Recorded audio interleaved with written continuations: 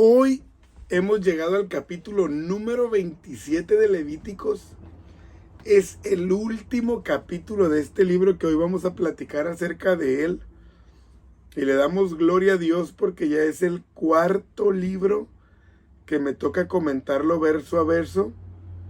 Y espero que sean de grande bendición. Dios bendiga a todos los suscriptores de este canal que han estado siguiendo esta serie y que primeramente Dios, y Dios nos concede, va a seguir el libro de Números, de donde estaremos hablando. Y este capítulo lo cierra el Señor con broche de oro, hablándole a Moisés en el desierto, cuando el pueblo ya va a irse rumbo a Canaán, antes de que sean castigados, que lo hablaremos en la serie que sigue. Pero les va indicando paso a paso lo que ellos tienen que hacer. Y esto es lo maravilloso, hermanos, que Dios no deja nada al azar. Él nos va indicando qué sigue, cómo trabajar, cómo actuar, cómo vivir, cómo comportarnos a lo largo y ancho de la Biblia. Obviamente yo estoy comentando estos libros que son los primeros, los más antiguos, donde le hablaban meramente al pueblo de Israel, pero que está totalmente aplicable a nosotros los cristianos. Pero desde ahí ya son bases para que nosotros podamos entender plenamente el Nuevo Testamento. Entonces, habló Jehová a Moisés diciendo: habla a los hijos de Israel y diles. Va a hablarles cuando ellos pueden hacer un voto especial a Jehová, ¿no? Vea lo que dice: según la estimación de las personas que se hayan de redimir, lo estimarás así. Entonces empieza el Señor a indicarles cómo deben de hacer un voto y les empieza a dar precios acerca de las personas que quieren hacer esta ofrenda voluntaria, que puede ser tanto personal, dedicarse personalmente, dedicar alguna propiedad, algún animal, etcétera, ¿no? Entonces, miren, dice: en cuanto al varón de 20 años hasta 60, lo estimarás en 50 ciclos de plata según el ciclo del santuario. O sea, era una medida espiritual, era un valor espiritual, ¿no? Entonces, ¿qué era el voto? Bueno, una ofrenda, un sacrificio especial, y era voluntario. 50 ciclos costaba. ¿Por qué costaba este precio? Bueno, era estimado según la capacidad del hombre. Entre más joven, costaba más, porque se medía debido a la producción física en la que ellos podían trabajar. Acuérdense que ellos meramente era la agricultura, entonces entre más jóvenes producían más, entonces valía más el voto, el sacrificio de ellos. Desde aquí según el ciclo del santuario, ¿no? Entonces, cuando ellos hicieron un voto especial, ellos ya sabían cuánto les iba a costar. Era debido al trabajo. Y si fuera mujer, la estimarás en 30 ciclos, o sea, menos. No porque la persona valiera menos, sino porque producía menos en el campo. ¿Sí me explico? O sea, estamos viéndolo aquí en el sentido del trabajo. Por eso había esa diferencia, porque el hombre producía más y la mujer producía menos con respecto al trabajo de la agricultura. Es por eso. Entonces, ahora también se podían ofrecer en un voto especial los varones pequeños hasta 5 años y las mujeres también. Entonces había un ofrecimiento de qué, de su labor, de su trabajo. Ellos se dedicaban para darle a Dios algo especial, para dedicarle todo a Dios. Dice aquí: más si fuera de 60 años o más el varón, lo estimarás en 15 ciclos y a la mujer en 10. Por lo que les vengo diciendo que era la capacidad de producir. Entre más grande, más valía, y entre menos producción, entonces, o entre menos rendían, era menos lo que costaba, ¿no? Pero si fuere muy pobre para pagar tu estimación, entonces será llevado ante el sacerdote, quien fijará el precio conforme a la posibilidad del que hizo el voto, le fijará el precio al sacerdote. Vean, o sea, no solo los ricos podían ofrecer voto, aún los más pobres tenían la posibilidad según el criterio del sacerdote. Él era el que decía: bueno, pues tanto. Entonces, siempre con Dios tenemos un espacio. Bueno, esto era meramente de ellos, pero ahora la dedicación de nosotros tenemos que entender que cuesta. O sea, mi salvación costó un precio, y que yo me dedique a Dios costó algo. Y ahí es donde nosotros no lo vemos de esa manera, nosotros lo vemos como una oferta, lo vemos como una decisión meramente opcional y no. Que yo me entregue al Señor, yo ya estoy haciendo un voto con Él, un compromiso en el que yo le he costado a Él y no lo puedo romper sin que haya consecuencias. Ellos se comprometían a trabajar, ellos se comprometían a producir, ellos se comprometían a darle al Señor y ellos no podían romper ese voto. Ellos se comprometían a ofrecer a sus hijos a Dios para el ministerio, para el servicio y no lo podían romper porque si lo rompían les costaba. Ahora, yo te invito a que tú reflexiones, a lo mejor en tu caso o en el de alguien, cuando han roto el compromiso con Dios, ¿cuánto les ha costado? Y esto es lo más maravilloso, es que ha sido voluntario. A mí algo que me impacta también es que en el camino de Dios aquí no hay estatus. Él recibe a los ricos y a los pobres porque Él es el que ve el corazón. No, los clubes sociales, esos no aceptan a los pobres, puro rico, las altas sociedades, ¿no? Pero Dios no. No, él no se reserva el derecho de admisión. Entonces, ahí es lo que nosotros lo podemos aplicar así. Todos tenemos espacio con Dios. El más ignorante, el más rico, el más pobre, el más guapo, el más feo, el más lento, el más rápido, el que tenga más planes, el que no tiene visión. Todos.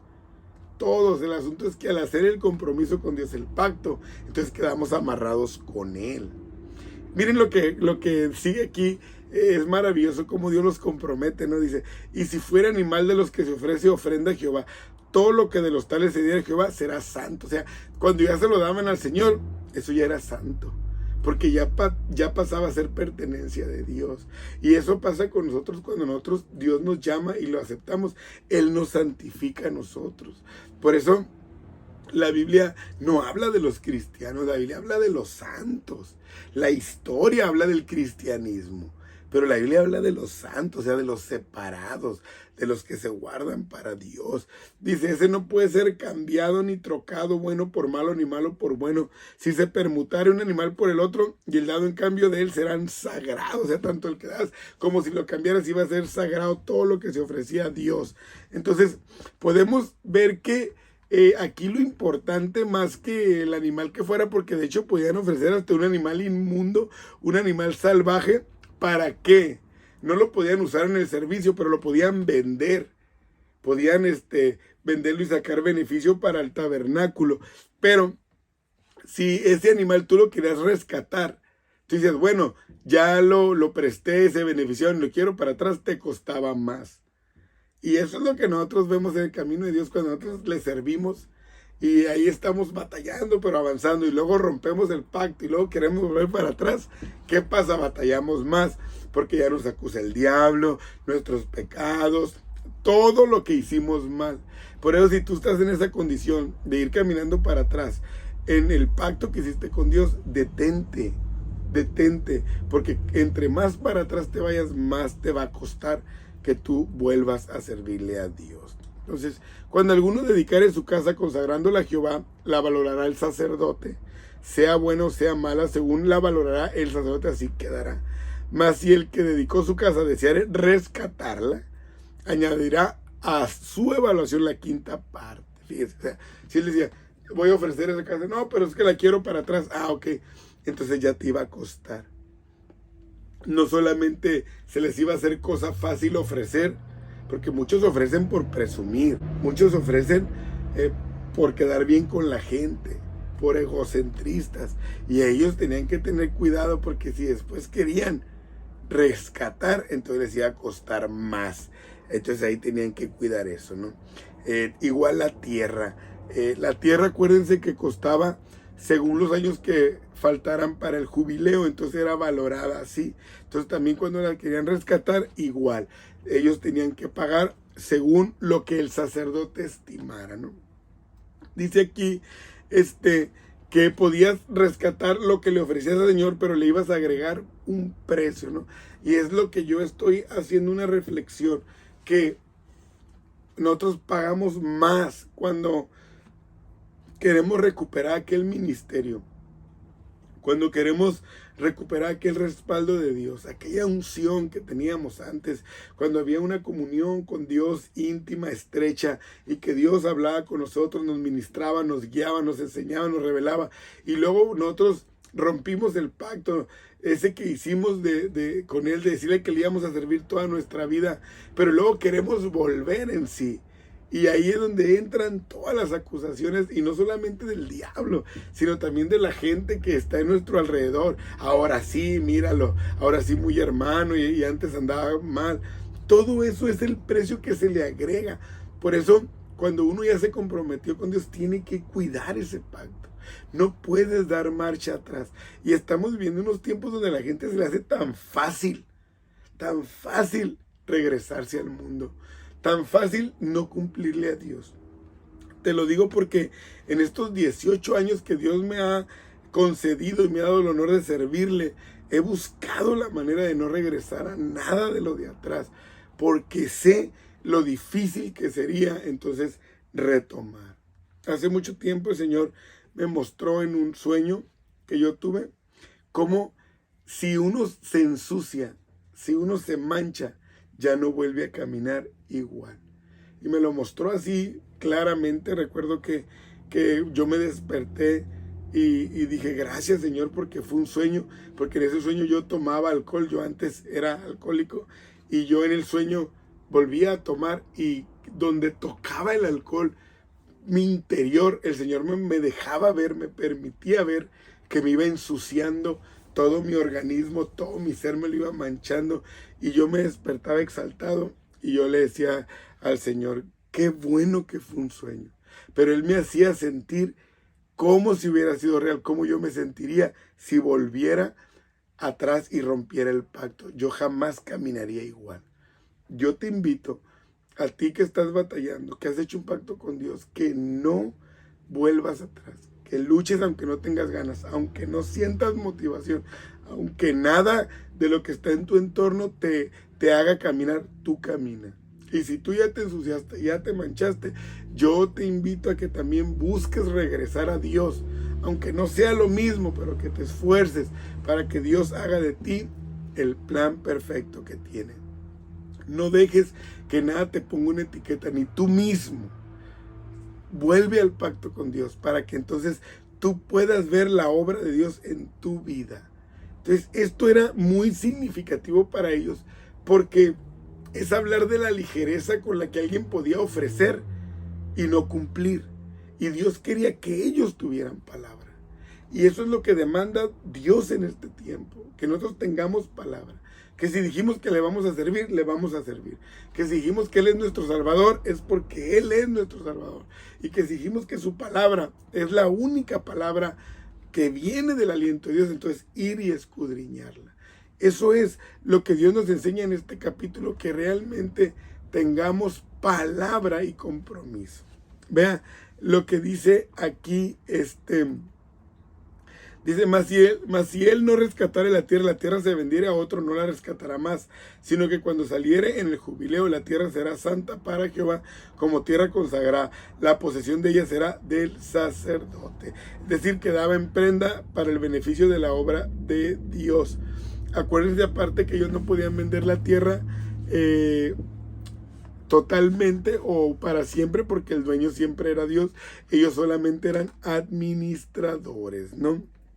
Entonces, todo lo que valorare será conforme al ciclo del santuario. El ciclo tiene 20 jeras. Se cumplía con la ley del jubileo y se regresaba a la posesión. Hay algo aquí que quiero abundar, porque hemos hablado mucho ya de este tema en los videos anteriores. Pero es que habla mucho de que la valoraba según el santuario y el sacerdote. Es decir, que era algo espiritual. El valor no se lo daba el gobierno, un político, no se lo daba la sociedad, era una medida espiritual. Y es como ahora debemos de medirnos. Ahorita la gente dice, no, que tú no vales nada, y eso te mide, y tú no, ya no quiero hacer nada. Por el trato que te da la gente, por el calificativo que te da alguien, por los adjetivos que te pone alguien. Pero tú tienes que saber que la valoración viene del cielo, viene de Dios. Él es el que sabe cuánto vales, es según su estimación, no la estimación de la gente, ni de tu líder, ni siquiera de tu pastor, ni de tu esposo, ni de tu esposa, ni de tus hijos. Es la estimación de Dios. Entonces, si tú has hecho un pacto con Dios y Dios te ha aceptado en ese pacto, imagínate cuánto te estima Dios, a qué alto valor que dio su sangre por ti y por mí, ¿no? Entonces, lo que ya era de Dios, pues no se le podía ya prometer, pues porque ya era de Dios, ¿no? Entonces voy cerrando esto. Recuerden que también un punto importante es que ninguna persona separada como anatema podrá ser rescatada indefectiblemente de ser muerta. Es decir, cuando alguien ya caía en una aberración o en una desobediencia y que Dios ya había hecho determinado un juicio sobre ellos, esa persona ya no se podía rescatar, ya no se podía hacer nada, ya estaba destinada a la condenación. Bueno, gloria a Dios por este tiempo, aunque hay mucha gente, mucho cristiano que es juez y condena a la gente y la manda al infierno. Nosotros, los verdaderos cristianos, no andamos juzgando a la gente, no andamos echándola al infierno, porque no somos nadie, porque ni siquiera nosotros tenemos asegurados el cielo. No hay justo ni uno, dice la Biblia. Entonces, nosotros tenemos que buscar que la gente se restaure con Dios.